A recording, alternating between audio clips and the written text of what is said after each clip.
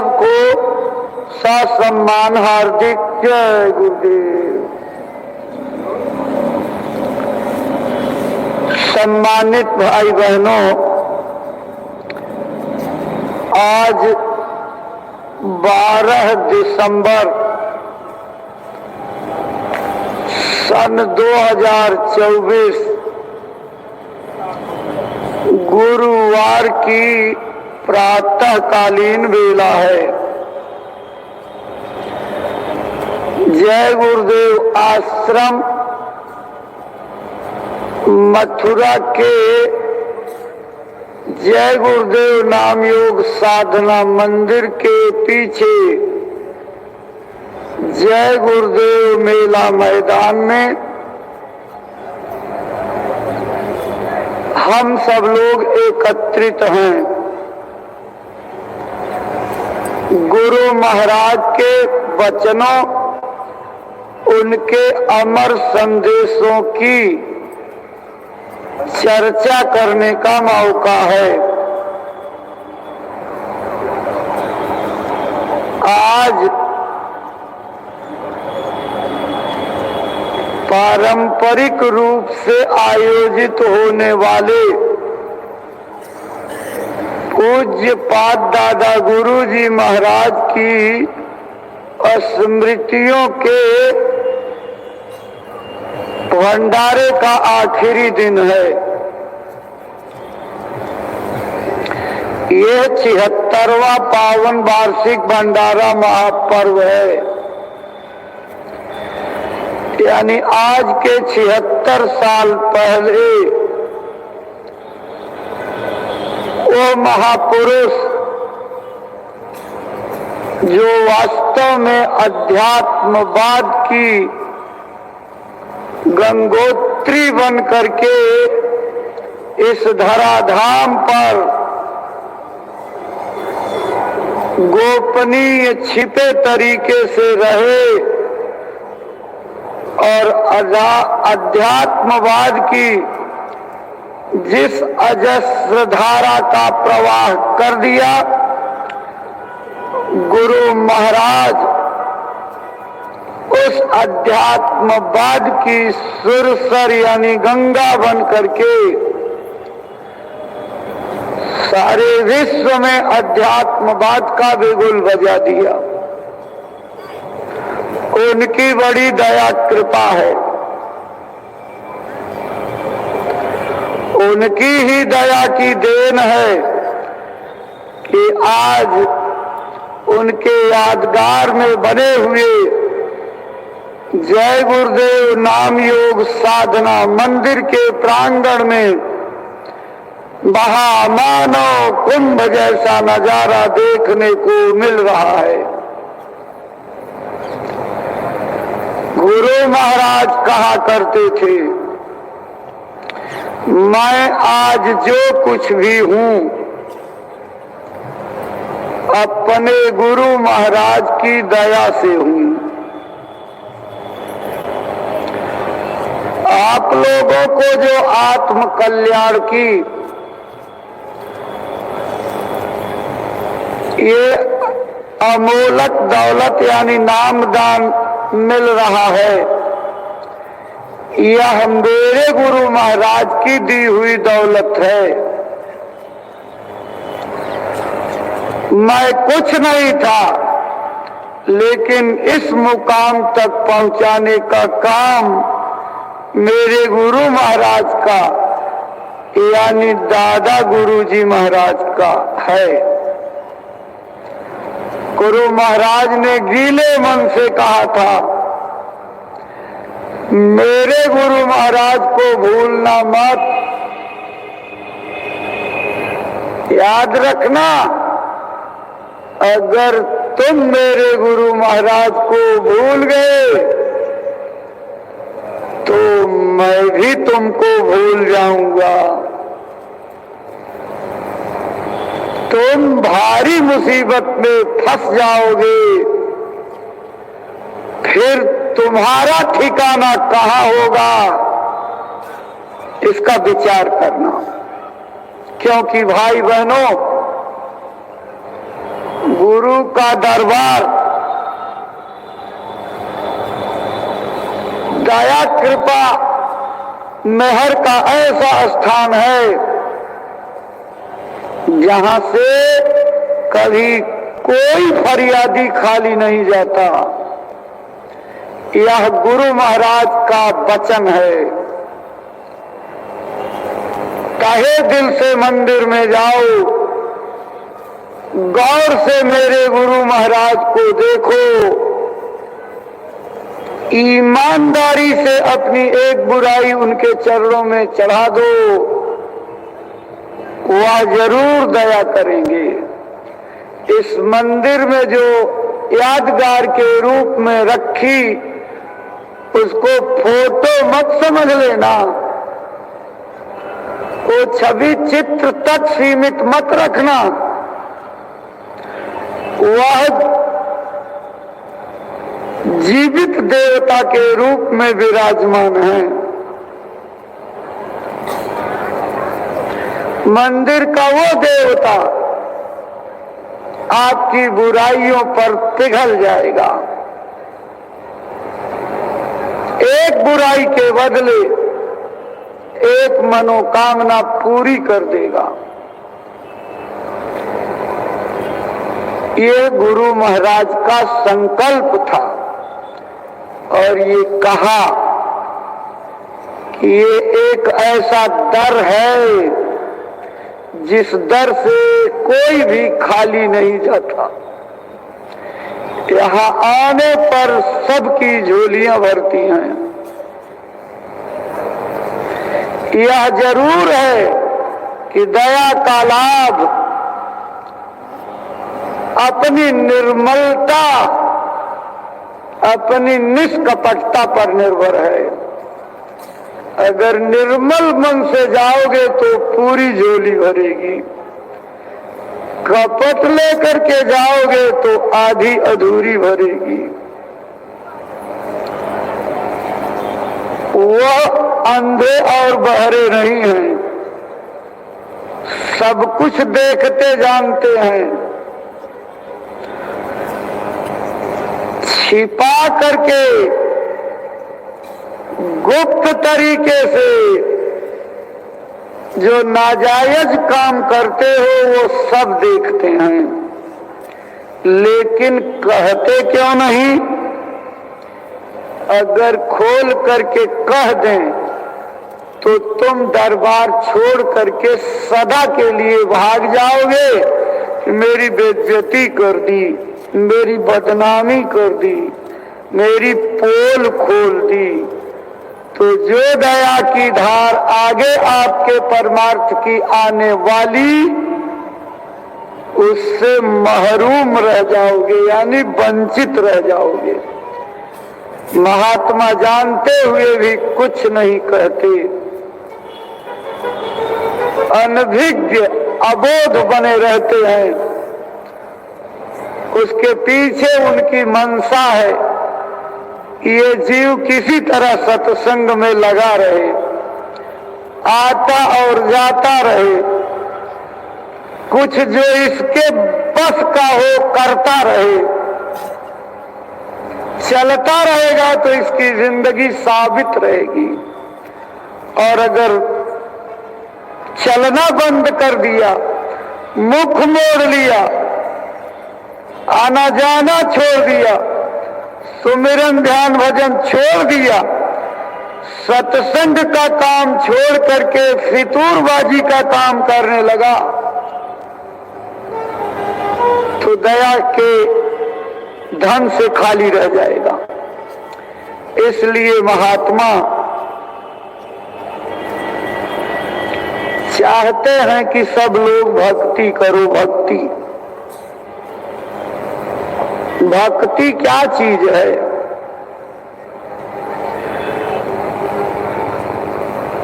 भक्ति स्वतंत्र सकल सुख खानी, और बिन सत्संग न पावहि प्राणी।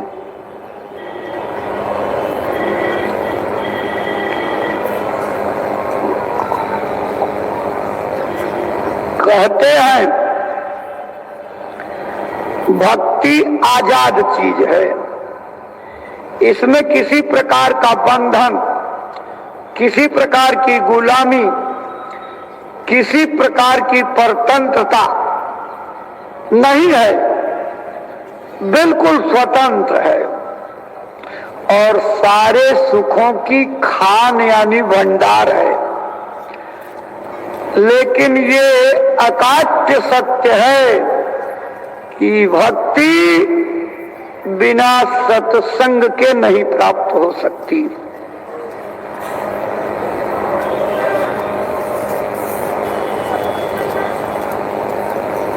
कहा गया है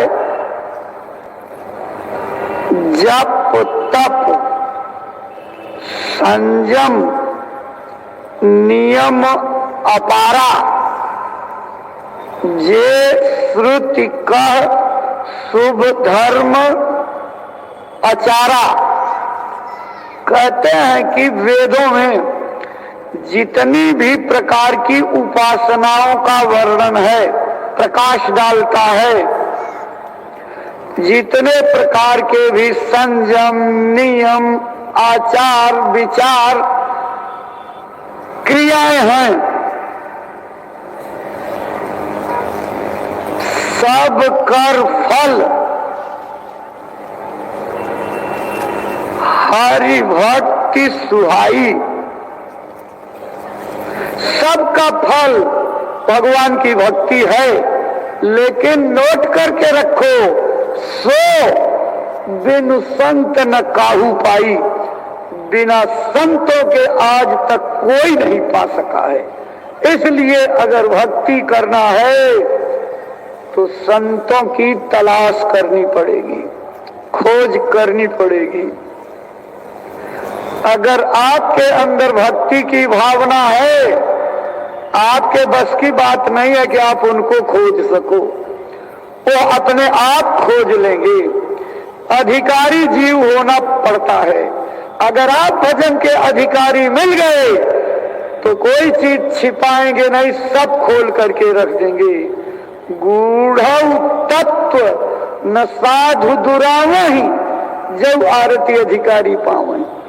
जिसके अंदर व्यग्रता है, बेचैनी है, तड़प है, विरह है, आंखों में आंसुओं के सागर हैं, दिल में दर्शन की तड़प की आग जल रही है, ऐसे प्रेमियों के लिए गुरु सारा भंडार खोल करके रख देते हैं। जरूरत है निर्मल बनने की। छल और कपट से भक्ति नहीं होती। ये महाजहर है भक्ति के पंथ का। निर्मल मन सो जन मोहि पावा, मोहि कपट छल छिद्र न भावा। कपटी और छल छिद्र की भावना रखने वाले, ईर्ष्या द्वेष करने वाले, दूसरे की निंदा आलोचना करने वाले कभी भक्ति कमा नहीं सकते हैं। और दूसरी बात, जो लोग जाति के अहंकार में, ऊंची खानदान के अहंकार में, बड़े संपन्न घर में जन्म लेने के अहंकार में, ज्ञान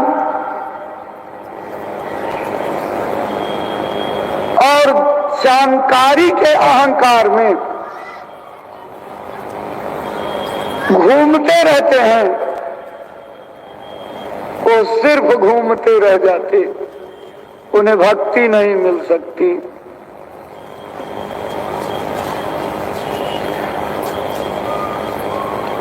भगवान राम ने सबरी की निर्मल प्रार्थना सुन करके स्पष्ट किया, भक्ति जाति से संबंध नहीं रखती। कह रघुपति सुनु भामिनी बाता, मानहु एक भगति करना था। अरे देवी तुम सुनो, मैं जाति पाति कुल धर्म बढ़ाई इनसे बिल्कुल अलग केवल एक भक्ति का रिश्ता मानता हूं। तभी तो बार बार आपको सुनाया जाता है कि जाति पाति पूछे नहीं कोई, हरि का भजे सो हरि का होई। तभी महात्माओं के लिए कहा गया है, जाति न पूछो साधु की, पूछ लीजिए ज्ञान, मोल करो तलवार का पड़ी रहन दो म्यान।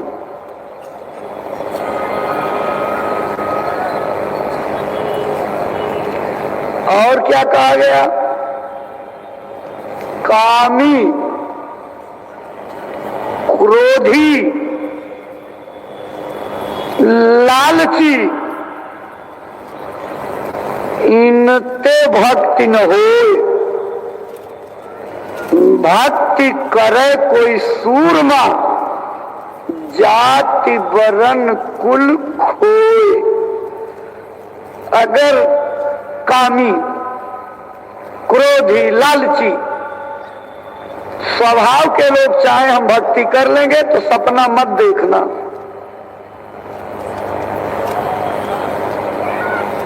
कभी नहीं कर सकते। कामी किसको कहते हैं, हमेशा दुनिया की इच्छाओं से लबरेज रहने वाला, केवल भोग और विषय वासनाओं तक काम सीमित नहीं है। काम का बड़ा लंबा दायरा है। कितना बड़ा दायरा है, महात्माओं ने इशारा किया। काम काम सब कोई कहें, काम न जाने कोई, जेतिक मन की कल्पना, काम कहवे सोए। मन के संकल्प विकल्प, मन के चिंतन, मन की इच्छाएं, मन की ख्वाहिशें, मन की वासनाएं, मन की चंचलता, मन की खुरापात, मन के भागने की आदत, ये सब काम की श्रेणी में आते हैं। अगर भक्ति करना चाहते हो तो आपको काम यानी दुनिया के चिंतन, इच्छाओं और वासनाओं से मुंह मोड़ना पड़ेगा। जब तक काम वासना अंदर में डेरा डाले रहेगी, भजन का नाम रूपी शब्द सूरज के रूप में अंदर में उग नहीं सकता। जब इस बर्तन को खाली करोगे, जगह बनाओगे, तब इसमें भरेगा। कैसे? जैसे मेरे पास एक गिलास पानी भरा हो और मेरी इच्छा बन जाए कि इस गिलास को दूध से भरना है। दूधिया से कहूं इसी भरे हुए गिलास में तुम अपना दूध डालो, तो उसका डाला गया दूध भरे हुए गिलास से उबल करके यानी उछल करके बाहर फैलता चला जाएगा। गिलास में तो पानी भरा है, दूध कहाँ उसमें आएगा। अगर निखालिस दूध से गिलास को भरना है तो पहले गिलास को उड़ेल देना होगा, पूरा खाली कर देना होगा, और तब गिलास में भरिए तो देखिए लबालब दूध से भर जाएगा। ऐसे अगर गुरु की दया कृपा का नाम शब्द अंदर में अनहद बाड़ी उतारनी है तो पहले इस भरे हुए कचरे को निकालना होगा।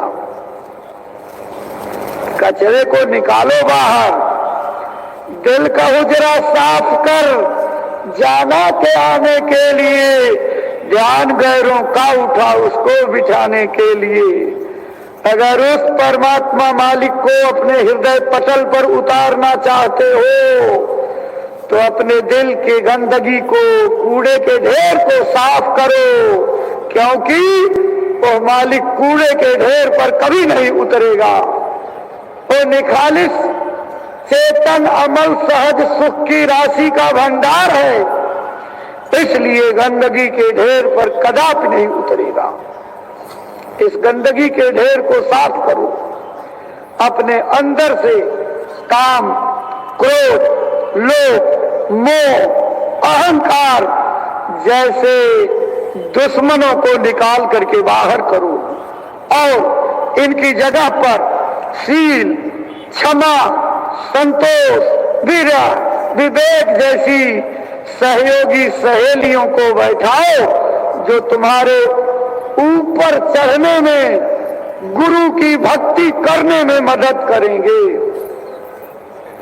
अगर हम काम क्रोध को निकालने की इच्छा नहीं रखते, शील, क्षमा, संतोष, विरह, विवेक को अंदर बैठाने की इच्छा नहीं रखते, इसका मतलब गुरु की भक्ति नहीं करना चाहते हम। अब काम कैसे बने? दोनों परस्पर विरोधी चीजें एक जगह कैसे होगी? दुई न हो एक संग भुआला, हसत ठठाई फुलाऊ गाला। ठठा करके हंसो भी और गाल भी फुलाओ कि दोनों एक साथ नहीं हो सकते। इसीलिए जहां काम नहीं नाम तह, जहां नाम नहीं काम, दोनों कबहू ना मिले रवि रजनी एक ठाम। सूरज और रात दोनों एक जगह पर एक साथ नहीं रह सकते। सूरज रहेगा तो रात गायब, रात रहेगी तो सूरज गायब। सूरज उगेगा, रात का अंधेरा खत्म। और अगर अंधेरा बसाए रहोगे तो ज्ञान का सूरज उदित नहीं हो सकता।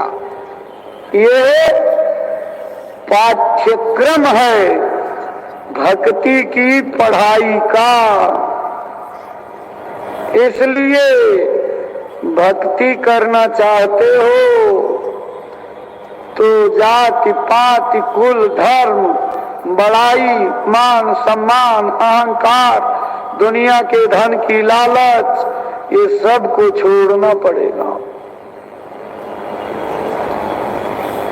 एक बार इसमें आने पर खूब तेजी से सब भजन पर लगते हैं, बड़ी अच्छी भावना। लेकिन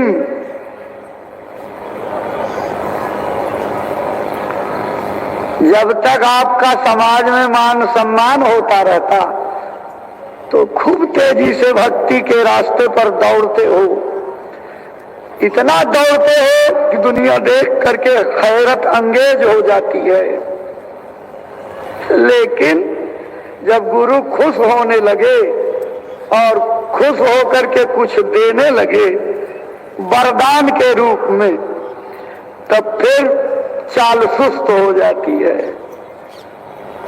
मान बड़ाई देख के भक्ति करे संसार, और जब आवे कछु हीनता तो अवगुण धरे गंवार। अगर मान में कमी, सम्मान में कमी, गरीबी आने लगी, बीमारी आने लगी, तकलीफ घेर ली, चारों तरफ लोग जो है थू थू करके बदनामी करने लगे, तो बस इतने में जब भक्ति का काम खत्म, बंद, चलना फिरना बंद। क्योंकि भक्ति तो बड़ा कठिन दौर है। भक्ति करने के लिए दुनिया की इच्छाओं को जला करके राख कर देना पड़ता है। भाई बहनों, गुरु का मिलना कितना सौभाग्य है, कोई वर्णन नहीं कर सकता। बस इतना कहा कलम तोड़ करके, ये तन विष की बेलरी, गुरु अमृत की खान, शीश दिए जो गुरु मिले तो भी सस्ता जान। ऐ भक्ति के पंथ पर चलने वाले गुरु के दीवानों, अगर तुम्हारी गुरु से मुलाकात हो गई तो समझना कि तुम्हारे जीवन का भाग्य जाग गया। इस शरीर और शरीर की ख्वाहिशों को विष की बेलरी समझना, और गुरु मिल गए तो अमृत का खजाना मिल गया। क्योंकि अगर गर्दन काट करके चढ़ाने के बाद भी गुरु की प्राप्ति हो जाए तो समझ लेना तुम्हारे जीवन का बड़ा सस्ता सौदा हो गया है। भक्ति प्रेम की पाठशाला है, और प्रेम कोई खेतों में नहीं उगता, मंडियों में नहीं बिकता, दुकानों से नहीं खरीद सकते, और कोई उपाय नहीं है।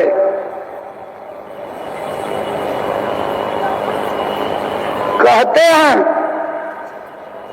प्रेम न वाणी उपजे, प्रेम न हाथ विचाय, राजा परजे जय रुचे, शीश दे ले जाए।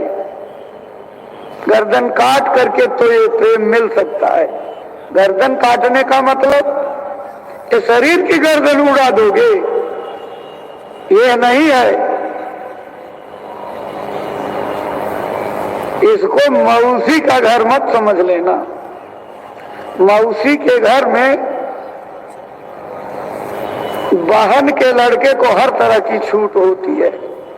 अपने लड़के पर पाबंदी रहेगी, लेकिन मौसी के लड़के पर पाबंदी नहीं रहती। जो चाहे जिस जगह से निकाल ले, जो चाहे जो खा ले, जो चाहे पहन ले, जो चाहे कर ले, बड़ी आजादी होती। क्यों?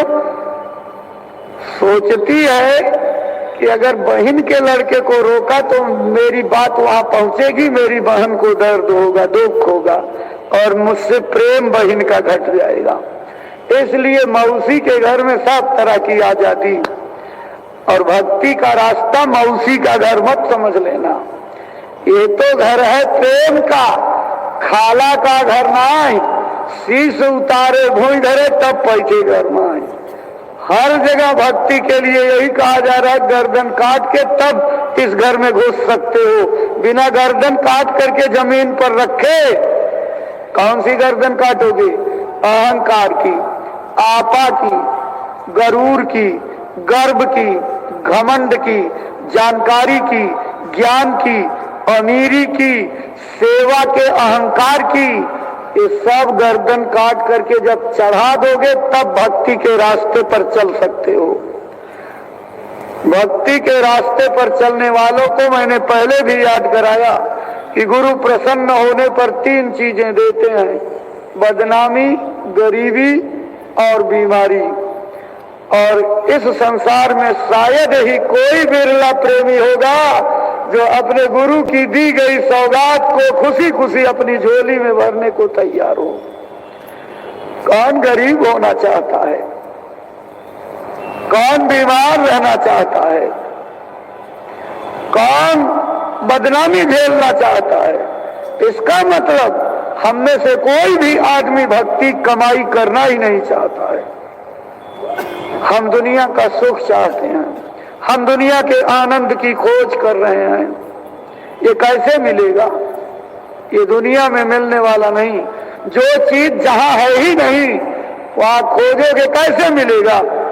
वस्तु कहीं ढूंढे कहीं के विधि आवे हाथ।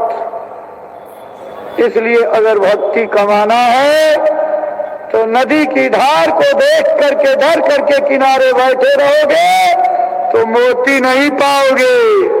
मोती पाना है तो गोताखोर बन करके कूद करके नदी में तलाहटी में जाना पड़ेगा।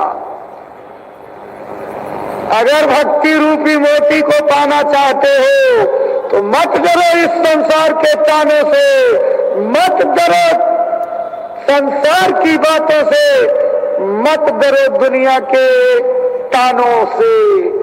अपने गुरु को खुश करने के लिए जो कुछ बने वो कर डालो।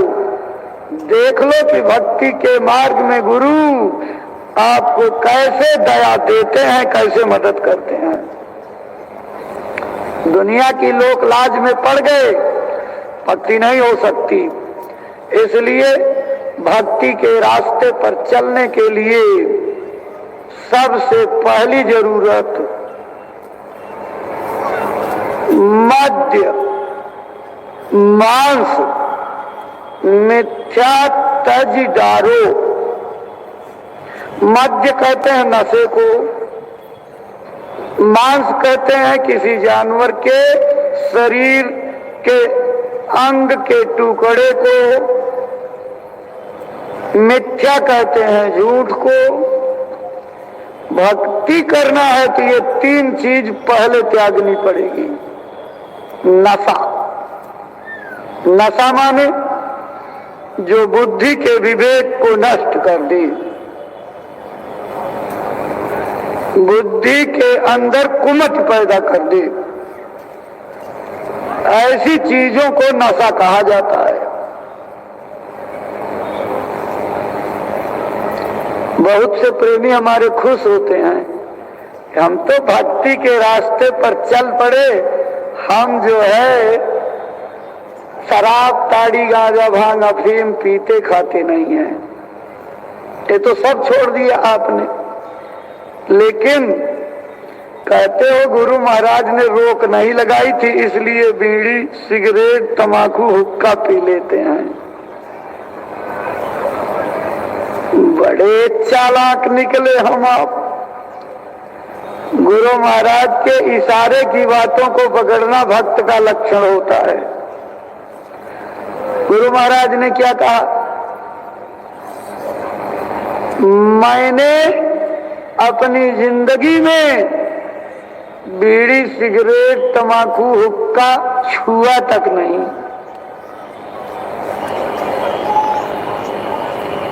आप भी तो उसी रास्ते पर चलना चाहते हो जिस रास्ते पर चल करके गुरु महाराज मंजिल पर पहुंचे।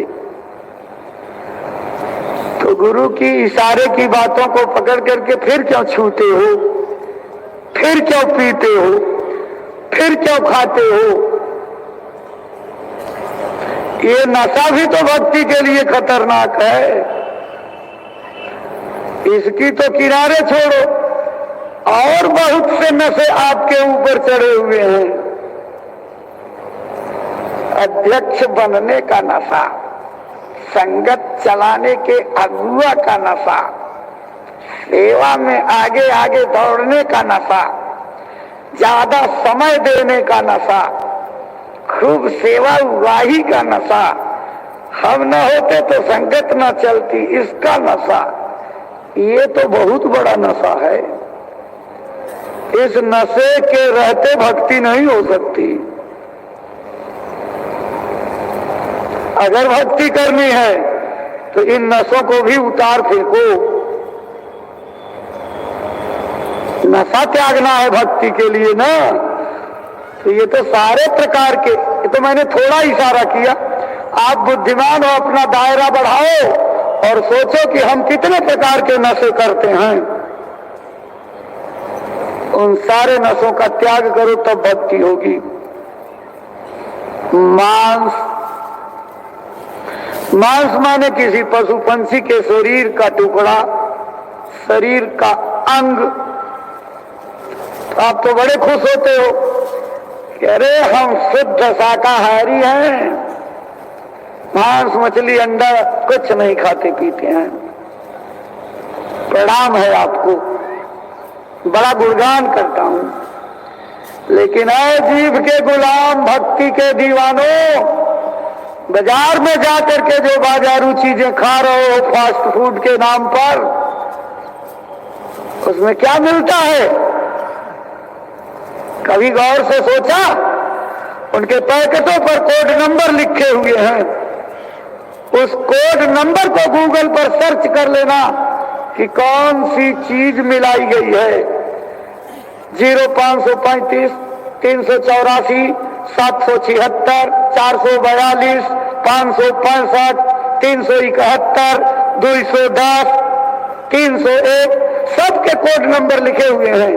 किसमें सूअर की चर्बी का अक्स मिलाया जाता, किसमें जानवरों के मांस का रस पेर करके मिलाया जाता, किसमें गाय की चर्बी निकाल करके डेराइव्ड करके उसके एक्सट्रैक्ट लगाए जाते हैं, किसमें मुर्गों के अंडों की जर्दी डाली जाती है। कि सब चीज आप खोजो मिल जाएगी। बाजार की चीजें थड़ा थड़ उड़ा रहे हो और बनते हो बगुला भगत की हम जो है शुद्ध शाकाहारी हैं। देसी घी तो बाजार से सब खरीद रहे हो। अभी हमने 2 दिन पहले आपको सुनाया था ना कि देसी घी कैसे तैयार होता है। वो कानपुर में जाजमऊ पुल के पास अगर कोई रहता हो तो भेज देना, देख आएगा। 15 किलोमीटर तक भट्टियां जो है लगी हुई हैं, हजारों हजार भट्टियां। जानवरों की हड्डियां उबाली जाती हैं, उबाल करके उनके एक्सट्रैक्ट से, जानवरों की चर्बी से ये सब चीजें तैयार होती हैं। ये हमारी माताएं बहनें जो सौंदर्य प्रसाधन के तमाम क्रीम, पाउडर और विभिन्न प्रकार की चीजें इस्तेमाल करते हैं, वो सब उसी से जो है तैयार होते हैं। कहाँ शुद्ध शाकाहारी रह जाओगे? इसलिए अपने घर का शुद्ध जो उत्पाद हो उसको जो है आप खाइए। शुद्ध रोटी नमक से गुजारा करिए, तब तो ठीक है। तभी तो महात्मा जानते थे कि आगे फास्ट फूड का जोर हो जाएगा, लोग बाजारों पर निर्भर हो जाएंगे, किसमें क्या चीज मिल रही है बिना बेचारे भकोसते चले जाएंगे। इसलिए उन्होंने भक्ति के लिए इशारा कर दिया था, रूखी सूखी खाई के ठंडा पानी पी, देख पड़ाई चूपड़ी मत ललचावे जीव। तभी उन्होंने बता दिया था पहले कि रूखी रोटी खा लेना। पहले की ये माताएं बहनें कितनी परिश्रमी थी, तभी निरोगी रहते थे। जात पीसा करती थी, 4 बजे उठ करके सबके घर में चकिया चलने की हर हर हर हर गुर गुर आवाज आया करती थी और किसी को अस्पताल जाने की जरूरत नहीं पड़ती थी। और मसाला बाजार से खड़ा खड़ा आता था और सिल पर पीसते पीसते बाजुओं की नसें टाइट हो जाती थी और ऐंठन आ जाती थी और पूरे शरीर की ताकत हल्दी को तोड़ करके पीसने में समय चला जाता था। अब सब आलसी हो गए, काहिल और जाहिल हो गए। अपने बेटे से, अपने पति से, अपने भाई से, अपने देवर से सब कहते बाजार जा रहे हो, पिसी हुई हल्दी लाना, पाउडर धनिया ले आना। अब तो सब ये करने लगे। मालूम है इसमें क्या मिलता है? ईंटे के भट्टे की पीली वाली ईंट पीस करके हल्दी में मिलाई जा रही है, तो रोग नहीं पैदा होगा। घोड़े, गधे और हाथी की लीद धनिया में मिलाई जा रही है। पपीते का बीज काली मिर्च में मिला दिया जा रहा है। ये सब काम बहुत बड़े पैमाने पर हो रहा है और आप उन्हीं बाजार के मसालों को ला करके उपयोग कर रहे हो और सोचते हो कि निरोगी रहेंगे। ईंटा पेट में डालोगे तो रोग नहीं होगा, कोलाइटिस नहीं हो जाएगा, आपके अंदर विभिन्न प्रकार की बीमारियां नहीं पैदा हो जाएंगी। इसलिए अगर स्वस्थ रहना है तो घर का मसाला पीस करके जो है तब इस्तेमाल करो। उस पर भरोसा मत करना किसमें क्या चीज मिला दिया जा रहा, कुछ पता नहीं आपको। इस समय पैसे की संस्कृति इतनी हावी है कि पैसा आना चाहिए, चाहे बेईमानी से, चाहे धोखे से, चाहे झूठ बोल करके। इसीलिए घर की बरकत चली गई। जब बड़े बड़े व्यापार करने वाले लोग अपने दरवाजे पर शुभ लाभ लिख करके इसलिए टांगते थे कि मुझे 24 घंटे ये दिखाई पड़े और मैं किसी को ठग करके, धोखा दे करके, छल कपट से उसका अशुभ लाभ न पाऊं। शुभ लाभ से बरकत होगी, अशुभ लाभ से बरकत चली जाएगी। नियतें खाम, बरकत गायब। नियतों के खाम होने से बरकत चली जाती है। गुरु महाराज सुनाया करते थे, ये मुसलमान बाहरी देशों से हीरे और जवाहरात का व्यापार करने के लिए भारत भूमि पर आए थे। जब तक इनकी नियतें साफ थी, इन्होंने सल्तनत चलाई, राजशाही चलाई, इन्होंने जागीरदार जमींदार बन करके रहे, लेकिन जब धीरे धीरे इनकी नीयतें खाम हो गई तो इनकी औलादें, उनकी बरकत चली गई।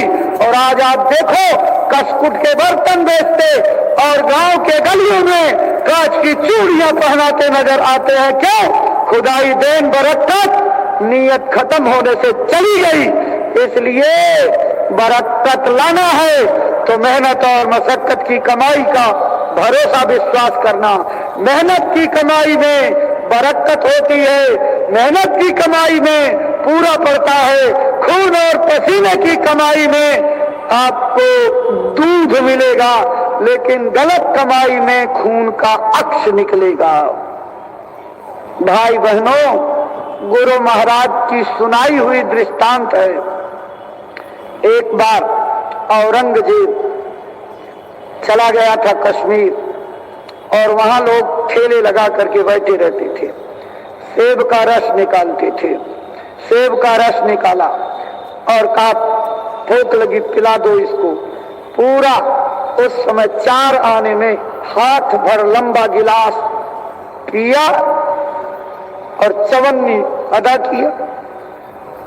जब लौट के आया तो उसने सोचा कि ये तो प्राकृतिक चीज है, यहाँ पैदा होती है, और इस चीज से तो बड़ी आमदनी, अगर इस पर टैक्स लगा दिया जाए तो बड़े राजघराने को, राज का खजाने को लाभ मिलेगा।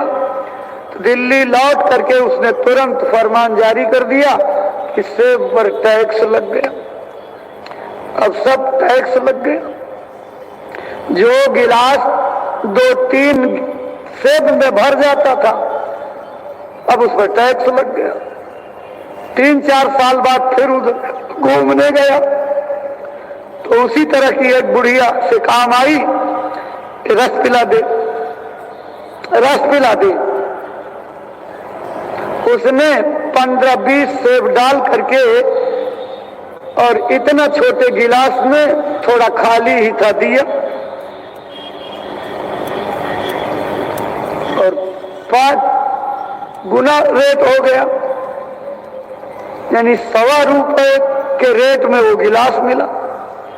पी तो लिया मन महसूस करके, फिर पूछा माई, कुछ दिन पहले मैं यहाँ आया था तो मैंने जो है 54 में एक गिलास, वो भी इतना हाथ भर का गिलास जूस पिया था। ये बताओ, गिलास भी छोटा हो गया, और उस बुढ़िया ने तो 3-4 सेब में पूरा गिलास भर दिया था। मैं देख रहा हूं तुमने 15 सेब डाले, उसके बाद भी तुम्हारा ये छोटा गिलास खाली रह गया, ऐसा कैसे हो गया? अरे कहा सुना नहीं तुमने? वो दिल्ली से एक राजा आया था, बादशाह, उसने जो है यहाँ रस पिया, देखा कि आमदनी है, इस पर टैक्स लगा दिया। उसके टैक्स लगाने से भगवान की बरकत चली गई। था तो बड़ा आतताई, लेकिन ईश्वरी मामले में बड़ा सख्त था। सब बुरे लोगों के अंदर सब बुराइयां नहीं, कुछ अच्छाइयां भी होती हैं। राज खजाने का 1 पैसा नहीं लेता था। कुरान की प्रतियां हाथ से लिख करके बेची जाती थी।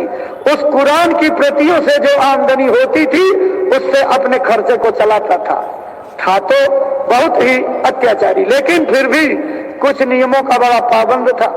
उसको जब लगा अरे खुदा की देन थी और मेरे टैक्स लगाने से बरकत खत्म हो गई, तो दिल्ली लौट करके तुरंत उसने खारिज किया। कहा जब खुदा की बरकत खत्म हो गई, खुदा की देन खत्म हो गई, तो बंद करो, इस पर कोई टैक्स नहीं, आजाद कर दो। ऐ भाई बहनों, अब बरकत कहां से आ गई? भारत के अंदर गेहूं पर टैक्स, अनाज पर टैक्स, चावल पर, दाल पर, सब्जी पर, भाटा पर, बैगन पर, मूली पर, धनिया पर, साग पर, सब्जी पर, यहां तक नहीं, भारत के अंदर टट्टी पर भी जो टैक्स लग गया। तो बरकत मिलेगी? रहेगी बरकत घर में? सब चली जाएगी। इसलिए सबको अपनी अपने स्थान पर नीयतें साफ करना पड़ेगा।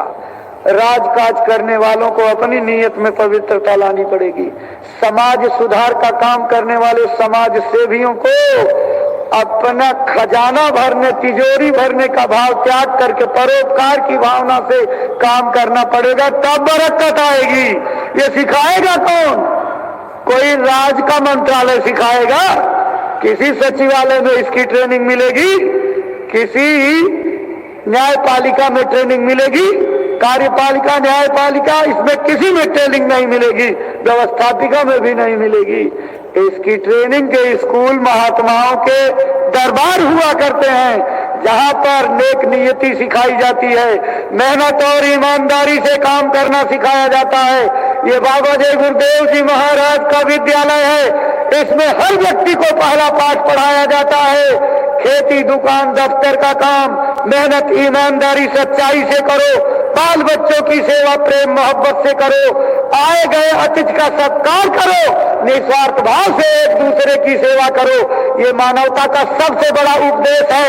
ये मानवता का सबसे बड़ी तालीम है। यह शिक्षा अगर घर घर में दी जाती तो आज लोगों के हाथों में तीर तलवारें नहीं होती, लोगों के हाथों में शमशीर और खंजर नहीं होते, लोगों के हाथों में भगवान के भजन की माला होती, लोग एक दूसरे के खून के प्यासे नहीं होते, लोगों की नीयतें खराब नहीं होती। पैसे के लिए लोग गुरुओं का कत्ल, कौड़ी लाभ लोभ बस करें विप्र गुरुघात, ये आचरण नहीं होता। अगर भारत के अंदर नैतिकता की शिक्षा दी गई होती तो नैतिक पतन और कदाचार की घटनाएं जो दिनों दिन देश में बढ़ती जा रही है, इन पर अंकुश लगता। लोग भगवान से, देवी देवता से, अपने धर्म ग्रंथों से, उसके परिणामों से, नरक और 84 से डरते और कर्मों का बदला चुकाना पड़ेगा, इसकी भय लोगों के अंदर रहती। लेकिन ये शिक्षा तो दी ही नहीं गई। इस शिक्षा को देने वाले महापुरुषों के साथ अत्याचार किया गया, जो देश को नेक नियति का पाठ पढ़ा रहे थे, जो देश को सदाचार का पाठ पढ़ा रहे थे, जो देश को शाकाहार का पाठ पढ़ा रहे थे, भगवान के भजन की शिक्षा दे रहे थे, उनसे राज के लोग चिढ़ गए और उनको जेल खाने में बंद कर दिया। ये कोई आज की घटना है, आज की नहीं, सदैव रही है। सदा संसार में सत्पुरुष नर्तन धर के आए हैं, मगर संसार वाले क्या कभी पहचान पाए हैं? उनको कोई नहीं पहचान पाया। राम भगवान बन करके आए थे। अगर लोग समझते कि ये भगवान है, उनको गोदी में बैठा करके खिलाते और 14 साल के जंगल के लिए नहीं भेजते। अगर कृष्ण को लोग भगवान मानते तो उन्हीं के सगे मामा दुश्मन बन करके उनकी मृत्यु के लिए कोशिश न करते, मौत के घाट उतारने के लिए 24 घंटे लालायित न रहते। अगर लोग समझ गए होते कि कबीर परमात्मा के अवतार बन करके पहले गुरु बन करके आए हैं, उस समय का सिकंदर लोधी बादशाह उनके चमड़े को संसी से न खिंचवाता, उनके ऊपर हाथियों को रौंदने का जो है आदेश न देता और जंजीरों में बैठ करके गंगा नदी में नहीं डलवाता। ये सब महात्माओं के साथ ज्यादतियां हो गई हैं। उन्होंने अपनी किताब में लिखा है, गंगा गोसाइन गहीर गंभीर जंजीर बांध के डाले कबीर। उसने सोचा था कि हाथियों को बांधने वाले मोटे मोटे सांकलों में बांध करके कबीर को डाल देंगे तो ये वहीं पर डूब करके मर जाएंगे तलाटी में, ऊपर नहीं आएंगे। लेकिन वाह रे मालिक, तू कितना बड़ा कारसाज है, बचाने वाले के लिए तुम्हारे अंदर कितनी बड़ी सामर्थ्य है। कबीर साहब ने अगली लाइन में लिखा है, गंगा की लहर मोरी टूटी जंजीर और मृग छाला पर बैठे कबीर। गंगा की धार के ऊपर मृग छाला पर बैठे हुए कबीर। क्यों?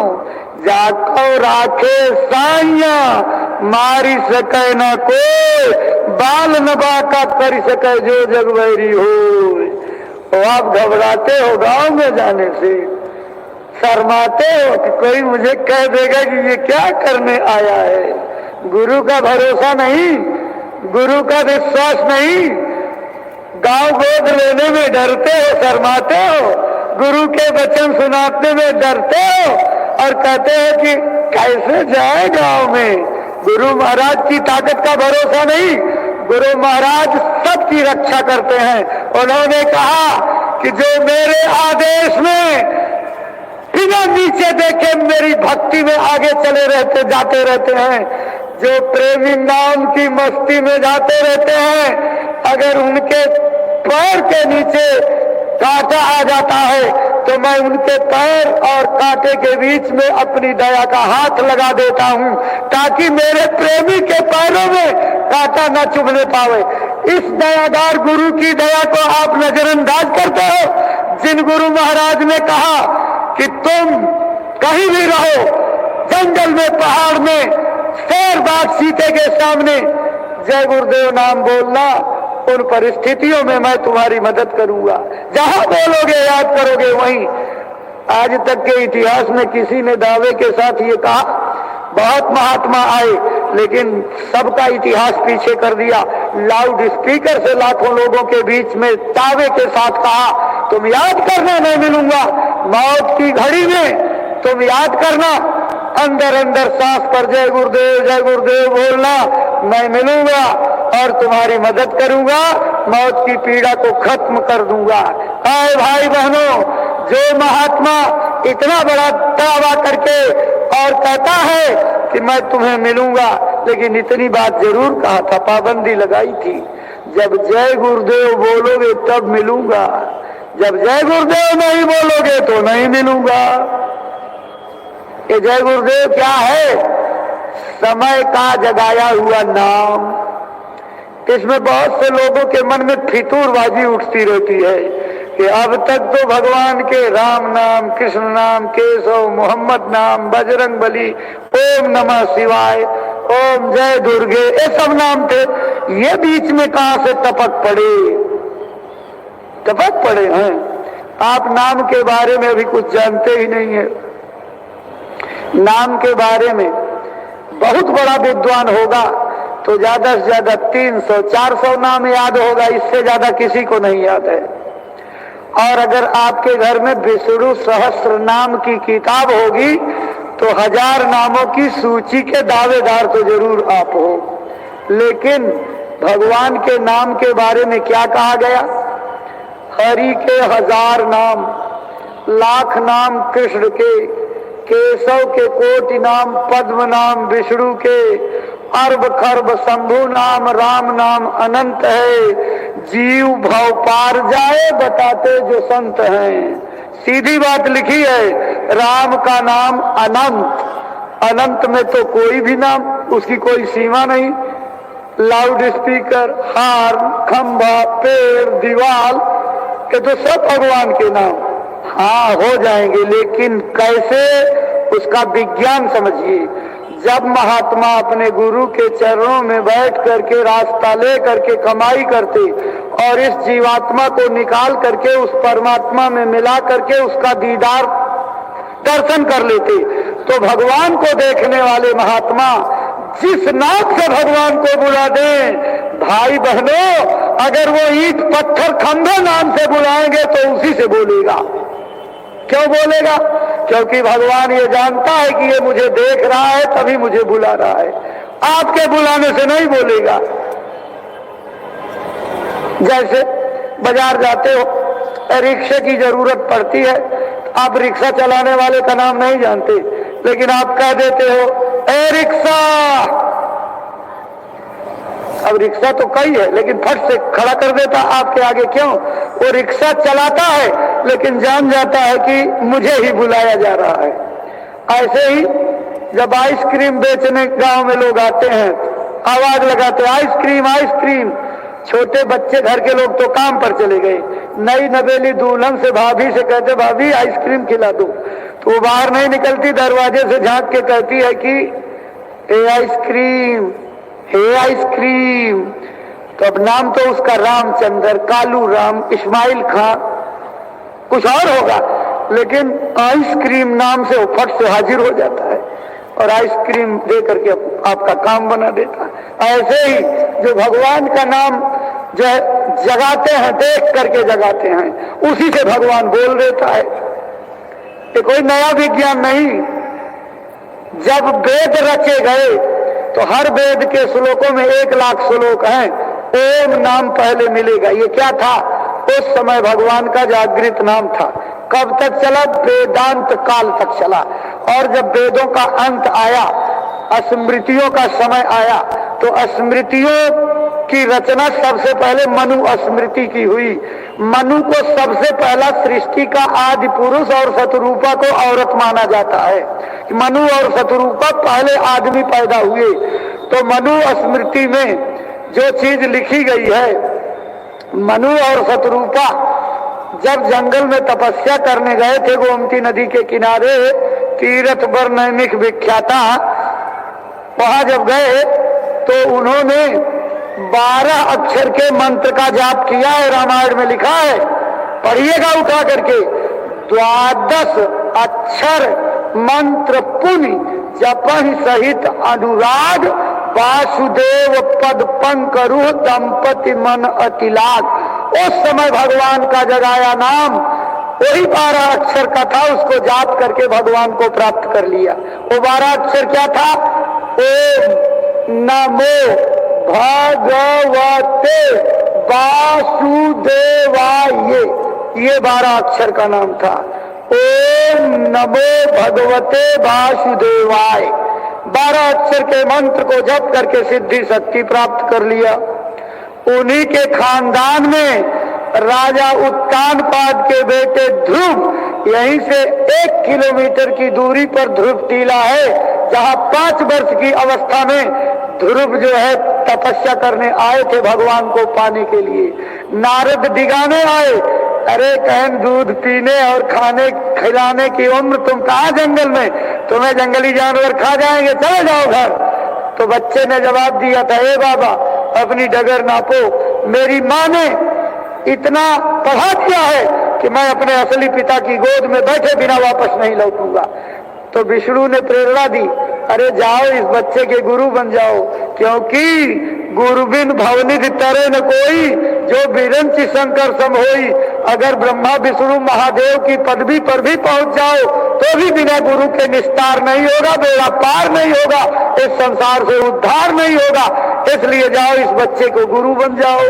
तो नारद जी गए और उस बच्चे की छोटी उम्र के नाते छोटे मंत्र का उपदेश किया। क्या कहा? हरि ओम तत्सत का जाप करो। क्या कहा? हरि ओम तत्सत का जाप करो, इसी से भगवान मिल जाएगा। प्रमाण क्या है? रामायण की चौपाई पढ़िए, ध्रुव सागलानी जपेऊ हरिनाऊ पाए अचल अनुपम ठाऊ। उन्होंने ग्लानि के साथ, तड़प और विरह के साथ, व्याकुलता और बेचैनी के साथ उस मालिक को दर्शन पाने की लगन लगा करके हरि नाम का जाप किया, भगवान को प्राप्त करके अचल स्थान को प्राप्त कर लिया। उनको उपदेश देने वाले नारद नारायण नारायण का जाप करते थे और कामदेव को जीत लिए और अहंकार में आकर के शंकर से कहने लगे। शंकर से ने कहा कि मैं तुम्हारी भलाई की बात कह रहा हूं, मुझसे तो तुम कह दिए, लेकिन विष्णु जी से कभी मत।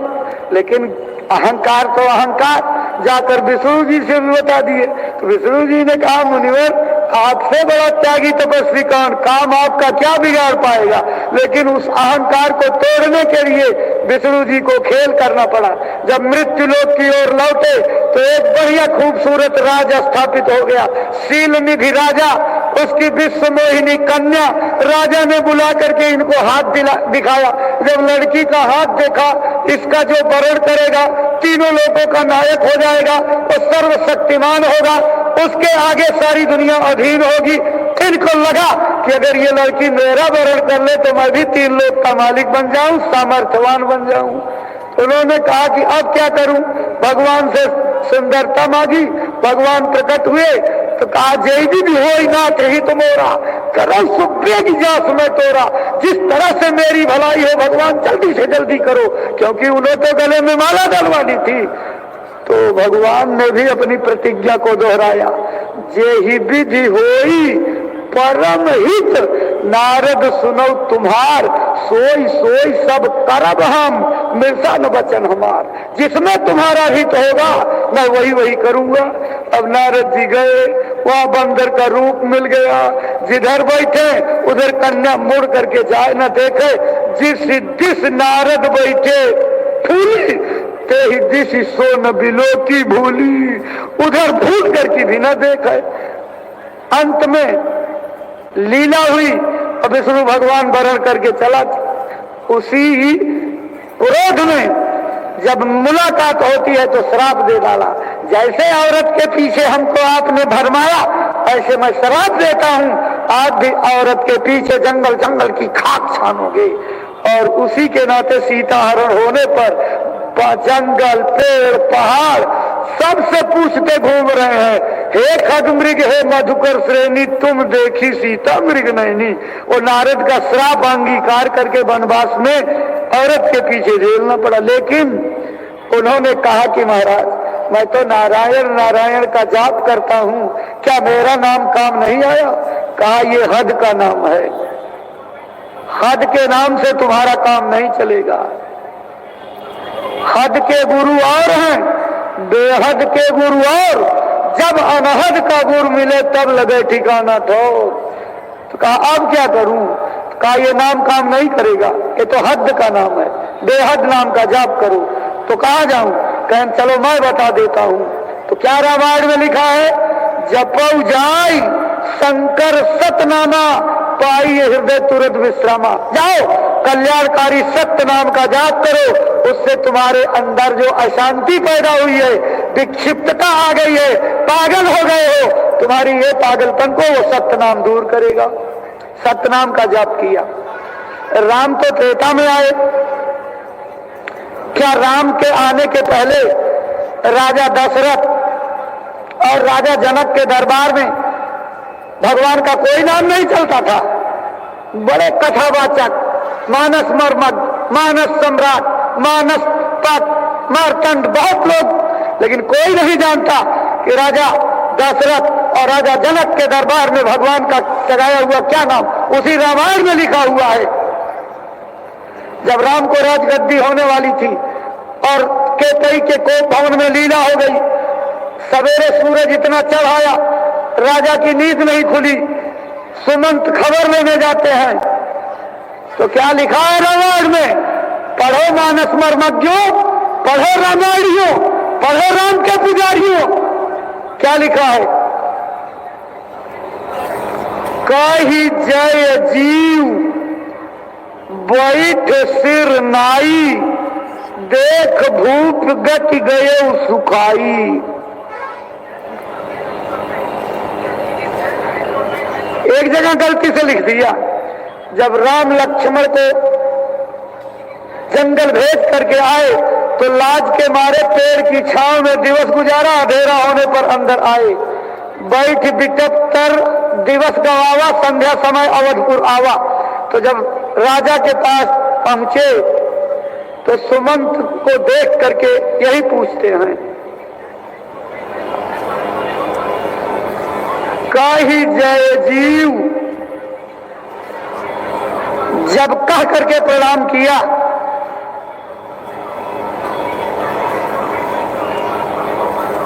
तब जो है हरस उठे व्याकुल नृपति, कहु सुमंत कह राम। जब जय जीव कह करके प्रणाम किया तो राजा की मूर्छा गायब हुई और बैठ करके पूछते हैं, हे सुमंत बताओ राम कहाँ है? एक जगह नहीं और जगहों पर पढ़िएगा, यहाँ से विवाह के समय तक कई जगह जय जीव उस समय का जगाया हुआ नाम था जो राम के आने के पहले चलता था। कबीर साहब आए तो उन्होंने साहिब नाम जगाया। आप किताबों में पढ़िए, साहिब से सब होता है, बंदे थे कछुनाए, हम तो बच गए साहिब दया से, सबद डोर गई उतरे पार। साहिब कब कई चूक हमारी, साहिब का घर दूर सजनी, साहिब का घर दूर, साहिब मिले सबूरी में। किताबों में उनकी भरमार है। और आज कबीर के चेले जब मिलेंगे तो आपस में क्या कहते हैं? साहेब बंदगी, एक कबीर का जगाया हुआ नाम था। नानक जी ने वाहे गुरु नाम जगाया। दूसरी पीढ़ी पर अंगद साहब आए, एक ओंकार जगाया। पांचवी पातशाही पर गुरु अर्जुन देव आए, सतनाम नाम जगाया। 10वीं पातशाही पर गुरु गोविंद सिंह आए, सत श्री अकाल नाम जगाया। आज भी गुरुद्वारों में उच्चारण होता है, जो बोले जय श्री सत श्री अकाल वो हो वह निहाल। ये गुरु गोविंद सिंह का जगह नाम। सूरदास की किताब को उठा करके पढ़िए, हर के पद के अंत में श्याम शब्द मिलेगा। सूर श्याम बलियास चरण की, सूर श्याम देखे बिन तरसत, सूर श्याम सरिता है रूखी। हर पद के अंत में श्याम शब्द मिलेगा। ये सूरदास का जगाया नाम था। मीराबाई को भक्त शिरोमणि कहा गया। उनके पदों के अंत में आप देखो तो गिरधर शब्द मिलेगा। मीरा के प्रभु गिरधर नागर, मीरा के प्रभु गिरधर नागर, ये गिरधर मीरा का जगाया हुआ नाम था। गोस्वामी जी ने राम नाम जगाया। इसी तरह से बहुत सारे महात्मा अपने समय में आए। अभी राधा स्वामी नाम जगाने वाले आगरे में आए। इसी पद्धति से गुरु महाराज ने जब अपने गुरु के चरणों में बैठ करके उस मालिक को प्राप्त किया तो अपनी साधना के बल से इस जय गुरुदेव नाम को जगाया है और इसमें ताकत भर दी है। और गुरु महाराज कह करके गए कि ये इतना बड़ा जहाज मालिक की दया से तैयार हो गया है, अगर इस जहाज पर सृष्टि के सभी जीव बैठ जाए तब भी खाली रहेगा और सबको पार उतारेगा। ऐ भाई बहनों, गुरु महाराज कह करके गए कि आप देखना इस जय गुरुदेव नाम से सारी दुनिया भाव पार जाएगी।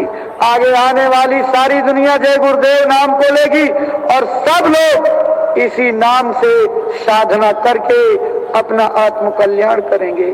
अभी तो शुरुआत हो रही है। गुरु महाराज का इशारा था, जो सत्संग की धारा एक पतली सी नाली के रूप में चल रही है, आगे चल के नाला बन जाएगी, फिर तालाब बन जाएगा, दरिया बन जाएगा, नदी की तरह से धारा निकलेगी और एक दिन समुद्र का रूप बन जाएगा। गुरु महाराज जिसका संकेत दे करके गए, धीरे धीरे उस दिशा में हम लोग चल रहे हैं। आध्यात्मिक और वैचारिक जागरण का जो काम जय गुरुदेव धर्म प्रचारक संस्था मथुरा की अगुवाई में और पूज्य पंकज जी महाराज के सानिध्य में हो रहा है, इस तरह का काम दुनिया में कोई संगठन नहीं कर रहा है। जब आगे इसी की खोज होगी, इस पर पीएचडी होगी, लोग शोध करेंगे कि वो कौन से लोग थे जिस समय पैसे की संस्कृति थी, पैसे का प्रभुत्व था, लोग कौड़ियों के मोल जो है लोगों का कत्ल कर दिया करते थे। उस समय में कौन से त्यागी वीर बहादुर थे जो अपने घर की कमाई, अपने घर का काम छोड़ करके उनके मिशन पर लगे, अपने तन मन धन को उनकी सेवा में वार दिया, देश में परिवर्तन लाने के लिए कुर्बान हो गए, अपना सब कुछ समर्पण कर दिया और गुरु के मिशन के आगे जाने में पतंगे बन गए। ऐ भाई बहनों, उस इतिहास का स्वर्णाक्षरों में लिखा जाएगा और लोग याद करेंगे। गुरु महाराज ने यही तो कहा कि तुम मेरा साथ दे दो और मैं तुम्हारी जीवात्मा का कल्याण करके दिखा दूंगा, तुम्हारा भजन बन जाएगा, तुम अपने घर चले चलोगे, जन्म मरण के चक्कर से छूट जाओगे। आप गुरु महाराज की वाणियों को समझते नहीं, शरीर सेवा का मतलब समझते नहीं हो। शरीर से जो सेवा की जाती है उससे अंग पवित्र होते हैं, अंतःकरण पर जमे हुए मैल का पर्त खत्म होता है, लगी हुई जंग की सफाई होती है, बुराइयां हटती हैं, अच्छाइयों का सूरज उग जाता है, अंतःकरण दम दम दम दम दमकने लगता है और अंतर में ज्योति जगमगा जाती है। ऐ भाई बहनों, सेवा के अवसर से क्यों चूकते हो? सेवा के अवसर से क्यों अपने को हटाते हो? सेवा में गफलत क्यों करते हो? सेवा के साथ बेईमानी क्यों करते हो? आप गुरु को नहीं, गुरु के मिशन को नहीं, अपने भाग्य को धोखा देते हो, अपने प्रारब्ध को धोखा देते हो, अपने लोक परलोक के हितकारी कामों को धोखा देते हो, अपने भविष्य और किस्मत को धोखा देते हो। सेवा से किस्मत बदल जाती है, आप ये चीज नहीं समझ पाए। लिखी इबारत बदल जाती है। वैसे यहाँ कोई विधि के लेखनी को मेटने वाला नहीं है। रामायण भी कहती है विधि लेखनी को मेटनिहारा। कौन विधि का लिखा लीलार मेट सके न कोई, लेकिन शरीर से की गई सेवा में वो भी ताकत है। पलटू लिखा नसीब का संत देता है फेर, साच नहीं दिल अपना ताते लागे देर। अगर हमारे अंदर सच्चाई, ईमानदारी, प्रेम, सम्मान, आदर, करुणा, उदारता, दया, सत्यता, मानव सेवा, समाजवाद, एक दूसरे की सहानुभूति अगर ये अंदर में पैदा हो जाए तो भाग्य की रेखा बदलने में देर नहीं होगी, भाग्य बदल जाएगा। अपना भाग्य आप खुद लिख सकते हो। भाग्य विधाता तो दूर, आप खुद के भाग्य विधाता बन जाओगे। इतनी बड़ी जड़ी गुरु महाराज ने आपको दे दी है कि अपना भाग अपने हाथों लिखो। लेकिन हमसे जैसा नादान और कोई मिलेगा जो कलम स्याही मिलने के बाद भी सेवा करके अपना भाग्य लिखने में चूक जाते हो। इसलिए चूको मत, बुद्धिमान बनो, अपना भाग्य अपने हाथ लिखो, अपने शरीर से सेवा करो। शरीर की सेवा का बड़ा महत्व है। शरीर की सेवा कितनी बड़ी फलदायी होती है, एक हल्का सा दृष्टांत आपको सुनाते हैं। नानक जी से किसी ने पूछा था, और तो कभी मौका लगेगा सुनाएंगे, सेवा का फल आपको सुना देते हैं। सेवा, सत्संग और दर्शन का क्या फल होता है, उसमें आपको सेवा का फल सुनाते हैं। कहा कि चले जाना जंगल के पार, पहाड़िया के पास एक पेड़ है, उस पर बैठे रहना सुबह से शाम तक। जो कुछ हो उसको अच्छी तरह देखते रहना, बुद्धि से विचार करना और अकल लगाना, तुम्हें तुम्हारे प्रश्न का उत्तर मिल जाएगा। तो प्रेमी जा करके पहाड़िया के किनारे पेड़ पर बैठा रहा। सुबह से शाम तक कुछ नहीं, अंधेरा होने को हुआ तो एक कंधे पर अर्थी लादे हुए लोग आए, जल्दी से वहीं पहाड़ के पीछे छोड़ा, उसका बंधन हटाया और फेंक करके और चलते बने। जो है थोड़ी देर में देखा एक सियार घूमता हुआ आया और घूमते घूमते घूमते घूमते कई परिक्रमा लगाया। सूंघ है परिक्रमा करे, सूंघ है परिक्रमा करे, सूंघ है परिक्रमा करे। बड़ी देर तक ये कई चक्कर से तो सियार ने लगाई। उसके बाद उसने कफन फाड़ा, दाहिने हाथ की अंगुली जहां थी वो सिर्फ अंगुली काट करके खाया और चलता बना। ये झट से पेड़ से उतरे और जा करके सियार के आगे खड़े हुए। कहन कि ये बताइए, इतना बड़ा आप मांसाहारी जीव हो, ये पूरा आहार आपके लिए रखा है, आपने सिर्फ अंगुली इसको खा करके पेट आपका भर गया? कहा देखो मैं विचारवान आदमी हूँ तो मांसाहारी, लेकिन मेरे अंदर विचार है। मैं शुद्ध पवित्र मांस ही सूंघ करके खाता हूँ। मैंने सूंघ करके देख लिया ये बड़ा पापी आदमी था, बहुत पापी आदमी। जिंदगी में इसने महात्मा का न सत्संग सुना, न अच्छी बात कभी की, पाप ही पाप किए। कभी किसी महात्मा की कोई सेवा नहीं की, उनके वचन का पालन नहीं किया। एक समय की बात है, ये अपने गांव में अपनी दीवार से सटा हुआ किसी चीज में मशगूल था। एक महात्मा उधर से गुजरे, आगे चले गए। उनको पूछते हुए दो लोग आए और उन्होंने कहा, अरे भाई इधर कोई महात्मा गए तो इतना डमरूर था, इतना अहंकारी था कि मुंह से कुछ नहीं बोला, जबान खोली नहीं, इसी दाहिने हाथ की अंगुली से इशारा कर दिया। मतलब इशारे से समझ जाइए इधर गए, इधर चले जाइए। कहा इसने अपने शरीर से ये इशारा करने की, इस अंगुली से सेवा की, इसलिए सिर्फ इतनी अंगुली इसकी पवित्र है, बाकी और इसका सारा शरीर नज्जिस नापाक। अगर मैं खाऊंगा तो मैं भी नापाक हो जाऊंगा। शरीर सेवा का इतना बड़ा महत्व होता है। अपने को कमजोर, गरीब, कम भाग्यशाली मत आंकना कि शरीर सेवा में लगा करके खटे जा रहे हो तो कभी दुख मत महसूस करना, खुशी खुशी सेवा करना। दुख करके सेवा करोगे महात्मा का मन खराब हो जाएगा, फिर दया देना बंद कर देंगे, तवज्जो खत्म हो जाएगी।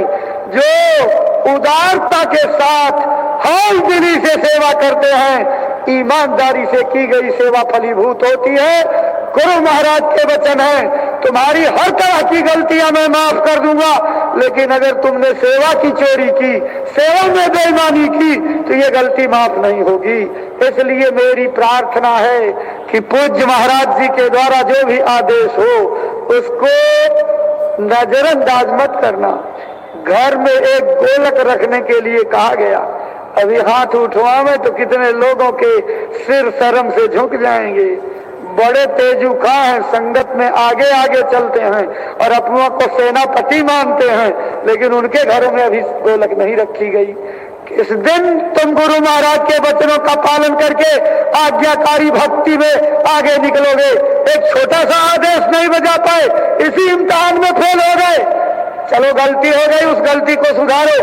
अब से अपने घर में गोलक सब लोग रखो और एक एक रुपया उसमें रोज डालना है। अगर पेट में बच्चा आ गया गर्भ में भी तो उसका भी अंश डालना है। कोई भाई बहन विदेश रहते, परदेश वहां रहते हैं तो आप उनका भी हिस्सा अपने घर में डालो, क्योंकि अपना मानते हो ना। बेटे आपके, भाई आपके, पति आपके, रिश्तेदार आपके, तो उस रिश्ते को निभाने के लिए उनका भी 1 रुपया डालो।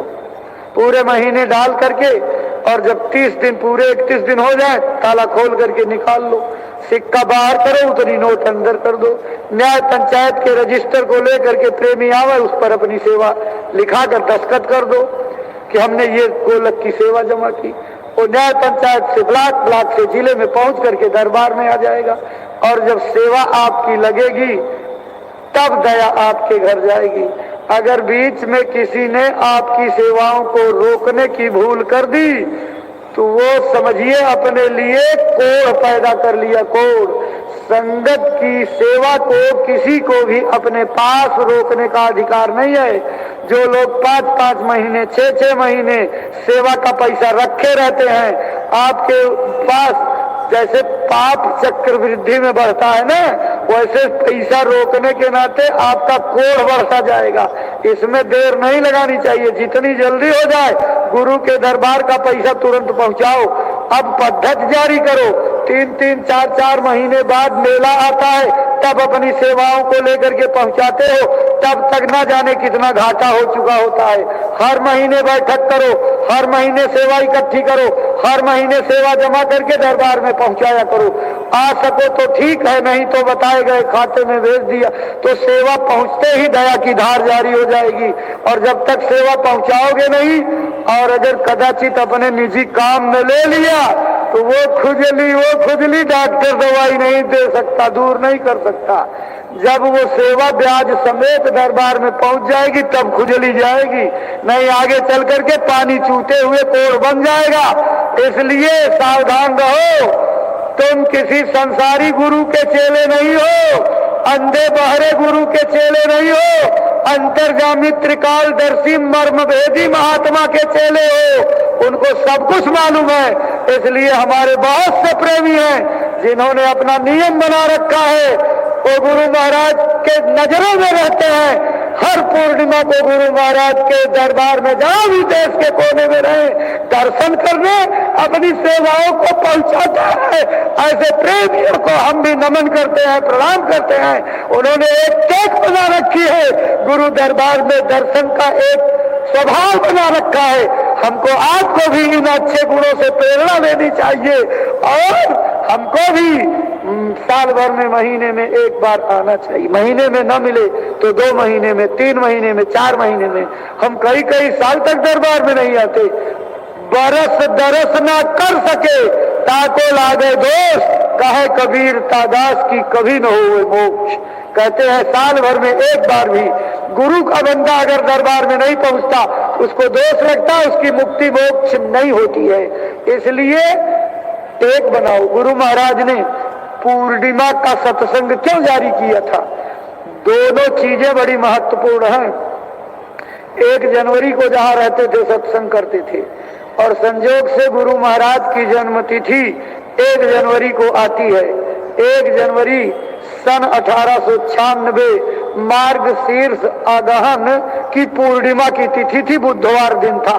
उस दिन ये धरती पर प्रकट हुए, माँ के गर्भ में उतरे थे, इस जमीन पर पैदा हुए थे। 1 जनवरी 1896 1 जनवरी हम लोगों के लिए हमारे प्रकाशोत्सव की तरह से है। हमको खुशी खुशी गुरु महाराज के अवतरण दिवस को मनाना चाहिए। वो पूर्णिमा की तिथि थी, इसलिए पूर्णिमा भी हमारे लिए महत्वपूर्ण है। हमको हर पूर्णिमा पर गुरु महाराज के दरबार में आना चाहिए और दर्शन दया लेकर के यहाँ से जाना चाहिए। आदत बनानी चाहिए। कोई चीज की आदत बना लोगे तो छूटेगी नहीं, कोई चीज असंभव नहीं है। समय निकालोगे तो हो जाएगा। इसलिए अब जो काफिला निकलने जा रहा है, शरीर सेवा का बहुत बड़ा मौका है। खट करके शरीर की मैल को निकाल दो, शरीर के अवगुणों को निकाल दो, मेहनत करके अपने अंतःकरण को चमका लो। मैंने 2 सेवादार जो है हर जिले के जिम्मेदारों से प्रार्थना की है, मेरी प्रार्थना को नजरअंदाज मत करना। मैं आपका छोटा भाई हूँ, बुजुर्गों आपका बेटा हूँ। गुरु महाराज के मिशन के लिए भीख मांग रहा हूँ। 2 सेवादार अपने अपने जिलों से दे करके जाइए, सारी व्यवस्था अच्छी तरह से चलेगी और उसकी कटौती दया आपको भी मिलेगी। प्रचार गाड़ियों पर अच्छे उपदेशक भेजिए, अच्छे वक्ता भेजिए जो लोगों को प्रेरित करके गुरु महाराज के प्रेमियों में ला करके उनका नाम जोड़ सकें। ये बहुत बड़ी सेवा का काम है, ये बहुत बड़ा दायरा सेवा का है। जब मौका मिले तो सेवा करने के लिए आ जाओ। बहुत से भाई लोग तलाशते रहते हैं, सेवा का मौका नहीं पाते। तो ये 86 दिनों का काफिला बहुत बड़ी सेवा का मौका मिल रहा है। जो लोग अपनी घर गृहस्थी से समय निकाल करके समय देना चाहें वो भी ऑफिस में आकर के लिखा देंगे। बहुत से गाड़ियों के चालक हैं, ट्रकों के चालक हैं, उनको सेवा का मौका नहीं मिलता। चलो जिंदगी भर आप ये काम करते रहे, 2-3 महीने का समय है, 3 महीने का समय निकाल करके संकल्प बना लो, चलो गुरु महाराज की सेवा करेंगे। तो आप ड्राइवरों की भी जरूरत है, कुशल चालकों की और सेवा करने वाले सेवादारों की। हर विभाग में मुझे सेवादार चाहिए। पंडाल में चाहिए, कुटी में चाहिए, लाउड स्पीकर में चाहिए, बिजली में चाहिए, जनरेटर में चाहिए, भंडारे में चाहिए। आप अपनी तरफ से इच्छा शक्ति बना करके और सेवा करने की तैयारी करो। ये छोटी मोटी सेवा नहीं हो रही है, ये तो जब काम हो जाएगा तब पता लगेगा कि छोटे छोटे लोगों ने देश के अंदर अंदर आध्यात्मिक क्रांति की जड़ें कैसे फैलाई और कैसे बहुत बड़े परिवर्तन का कारण बना दिया। सारी दुनिया इस क्रांति को याद करेगी, सारी क्रांतियां इससे पीछे हो जाएगी, क्योंकि ये खूनी क्रांति नहीं है, ये विचारों की क्रांति है, ये बदलाव की क्रांति है, हृदय परिवर्तन की क्रांति है, चरित्र निर्माण की क्रांति है, अच्छे समाज को बनाने की क्रांति है, ये लोगों के दिलों को जोड़ने की क्रांति है, नफरत ईर्ष्या की भावनाएं खत्म करने की क्रांति है, प्रेम का बयार बहाने की क्रांति है। इसलिए इस क्रांति का दर्जा सबसे ऊपर होगा। आप इसके अंग बनने जा रहे हो, इसलिए इस वैचारिक क्रांति में नींव के पत्थर बनने से हिचको नहीं, बन जाओ। उठा लो धर्म का झंडा, जमाने को बदल डालो, पनपते पाप कर्मों की शिखाओं को कुचल डालो। भाई बहनों, धर्म का झंडा लेकर के निकल पड़ो, पूज्य महाराज जी के साथ मदद करो, उनकी अगुवाई में हो रहे वैचारिक क्रांति और गुरु के मिशन में भागीदारी निभाओ। युवा संगठन में अच्छे अच्छे पढ़े लिखे लड़कों की जरूरत है जो देश के भविष्य हैं। अपने घर के लड़कों को भी आप युवा संगठन में भेज करके देश सेवा के हुनर सिखाने का कारण पैदा कर सकते हो। कि देश सेवा में निकलने वाले वो नौजवान हैं जो आगे चल करके अपना नाम, अपने माँ बाप का नाम, अपनी खानदान का नाम रोशन करेंगे। ये संस्कार डालने का बहुत अच्छा मौका है, इससे चूकिएगा नहीं। अब धीरे धीरे समय जो है काफी हो रहा है,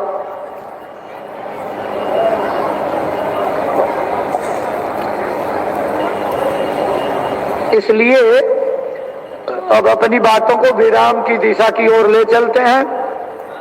2-3 बातें संक्षेप में। एक तो नामदानी सेवादानी की रसीदें सभी लोगों को साल भर में एक बार कटानी चाहिए। आप इसमें शिथिलता बरतते हो, इस चीज को बैठा लीजिए। संस्था की नामदानी सेवादानी सदस्यता संस्था की आधार है। हर प्रेमी को अपने अपने परिवार की हर साल एक बार रसीद कटानी चाहिए। तो नामदानी सेवादानी की रसीदें, गौ सेवा की रसीदें गई है, उसमें हर प्रेमी के सेवा जो है रसीद कट करके आनी चाहिए। रजिस्टरों पर सेवा, झोली में आपकी सेवा। गुरु महाराज से आते समय मिलिए, पूज्य महाराज जी से जाते समय मिलिए। कुटी का दर्शन, अस्पताल का दर्शन, मंदिर समाधि का दर्शन।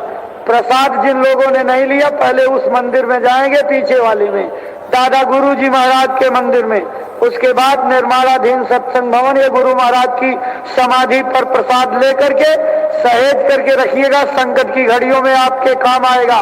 ये प्रसाद बड़े महत्व का है। और गन्ने का शरबत जब तक रहिए बराबर सेवन करते रहिए, असाध्य रोगों की दवा है। आंवले का फल अपने घरों को ले जाइएगा। गुरु महाराज की चरण पादुका की गाड़ी है, इसको जरूर जाते जाते अपने जिलों से 10-10, 5-5 सेवादार इस व्यवस्था को समेटने के लिए व्यवस्था करने वाले सुभाष मास्टर को लिखा जाइएगा, पहचान करा जाइएगा कि हमारे ये प्रेमी हैं, आप इनकी सेवा लीजिएगा। तो जब परिचय करा जाओगे तो उनसे सेवाएं ली जाएंगी। तो इस व्यवस्था को समेटने के लिए 5-5, 10-10 सेवादार और कम सक्रिय लोग, कम से कम 2-2 सेवादार छोड़ करके जाएंगे, तभी ये व्यवस्था समय से समझ पाएगी। और जिन लोगों को काफिले में जगह जगह जिम्मेदारियां मिली हैं, ईमानदारी के साथ, पूरी मुस्तैदी और सेवा भावना के साथ गुरु महाराज के आदेश पालन का व्रत लेकर के आप इन कामों को करिएगा और अपना फर्ज पूरा करिएगा। इसी के साथ अपनी वाणी को विराम देते हैं। त्रुटियों को क्षमा करिएगा। समझाने के लिए जिलों से सेवादार की जरूरत है, तो आप कह दिए। हाँ कह दीजिए, आपके पास संपर्क करेंगे। हाँ कह दिया है। जिलों के सेवादार वहां अंदर ऑफिस में आकर के अपना नाम लिखा देंगे, वहां से आपकी सेवाएं निर्धारित की जा सकेगी। अब सभी भाई बहन खड़े हो जाइए, अब सभी लोग खड़े हो जाइए।